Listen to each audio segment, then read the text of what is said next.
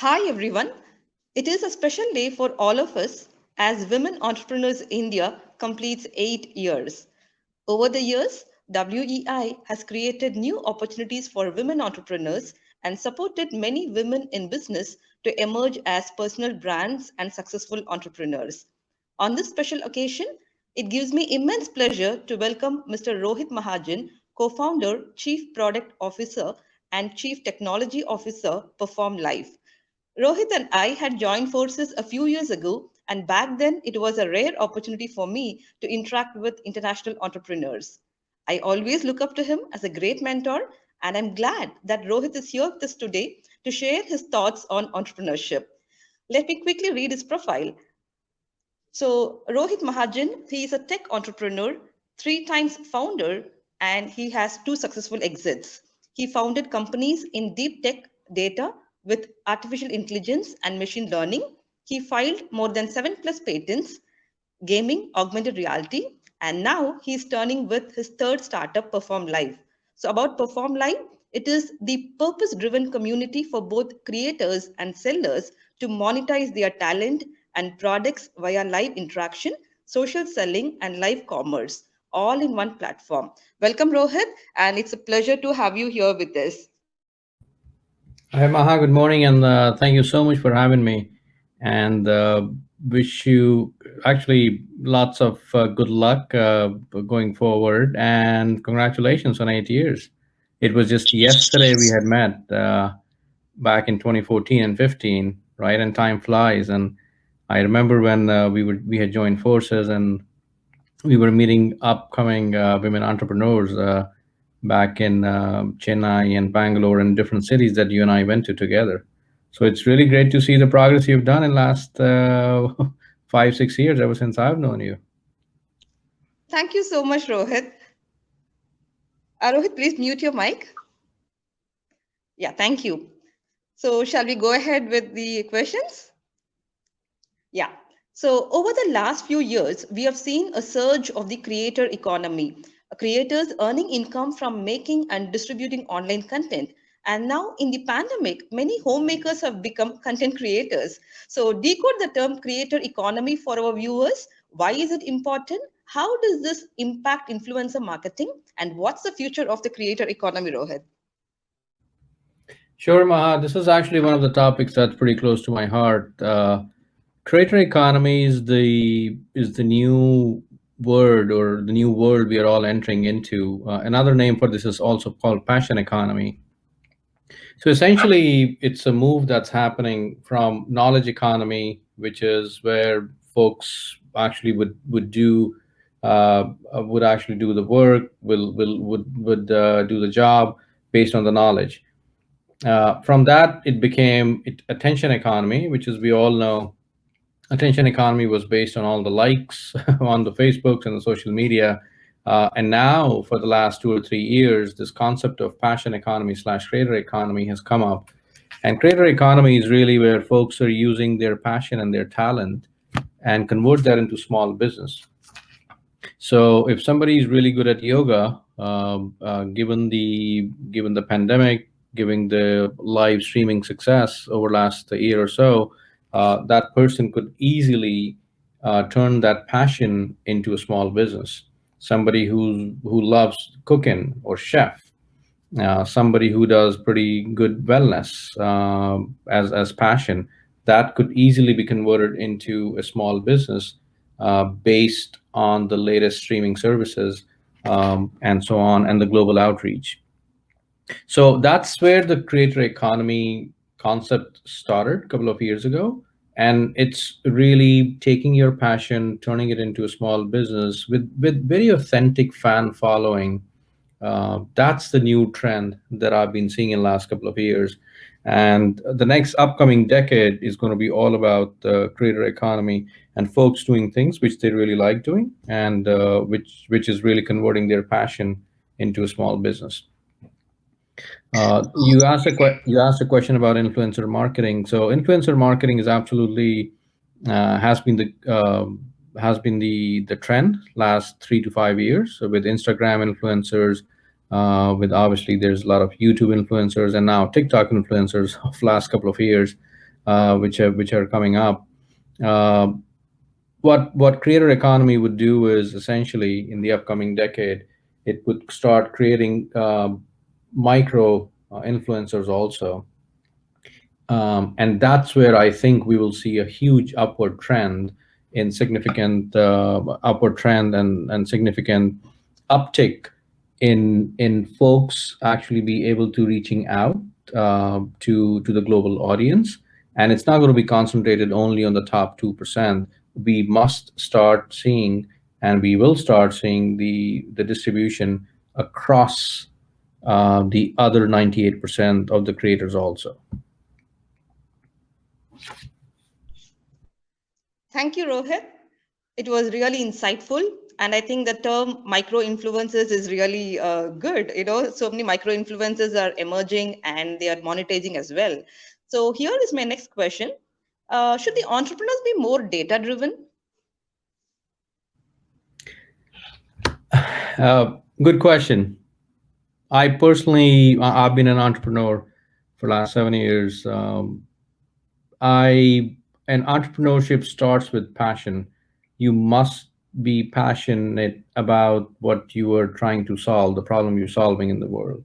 Uh, Passion has very less data. It has more emotion, and that's how it would start. So the birth of the idea is really through passion. The continuation, the sustenance of the idea will only come through data. So, data driven decisions, once you have found the problem that you're trying to solve, is key to the success. It's one thing founding a company. It's another thing to actually scale it and to make a measurable impact in the world. And that is actually driven by the data. So it's really the right balance of the passion, emotion versus the data. It cannot start with the data. It will start with the passion, but then very quickly it has to be amalgamated. The passion has to be amalgamated with the data if you really want to scale the company and make it a successful venture. So data is the key. Data has no emotions. 2 plus 2 is always a 4. And most of the decisions in the business must be made based on the data for it to be a successful venture. Great, Rohit. And so I think sustenance of the idea will come only through data, as you said. And of course, people have to balance that and they have to amalgamate passion with data, right? So let's go ahead with the next question. Studies show that the women are underrepresented in the technology sector. Is it a myth or reality? Unfortunately, Maha, it's a reality. Again, it comes back at the data. There's numbers out there that say that in the tech world, the women are severely underrepresented. We are looking at single-digit percentages. I remember last year or year before, there were some numbers that came out from the top tech companies in the world, the Googles and the Facebooks and the Amazons, and to see women only be single-digit percentage in the tech, that's the data that we all saw. So I've studied a lot of data around women in tech, and rarely it gets past a double digit 10% plus. We've been hovering around 8% to 12%, give or take. So that's just the reality. The good news is that at least that significant Fortune 500 companies, all the tech companies have recognized the gap and the underrepresentation of women in the tech world. So that realization is a huge win. I see across various. I sit on a couple of boards, and I see across various friends in the tech circle that I go to. Uh, there is intent and effort, tangible action that is made day in, day out to actually reduce that gap slowly. Now, will it happen overnight? Let's be real about it. That's not the case. It will take some years. It could take a decade, give or take, depending on how fast we go, and it could be different in different parts of the world. But what I'm really excited about is we all realize, most of us realize, if not all, that it's a gap, and we must do, all of us must do our part to actually reduce that gap. The another good ray of light is that in the STEM space, where we are seeing a lot of women graduate more and more in STEM, that percentage we are seeing in 30 to 36, some cases even 40%. So that's going to be a huge turning point when that STEM high percentage of women graduating from the STEM degrees, when they enter into the workforce, that's going to bring a huge uptick into reducing the gap, and upping the percentage of women in the tech space. We must do that, and there's no other way out.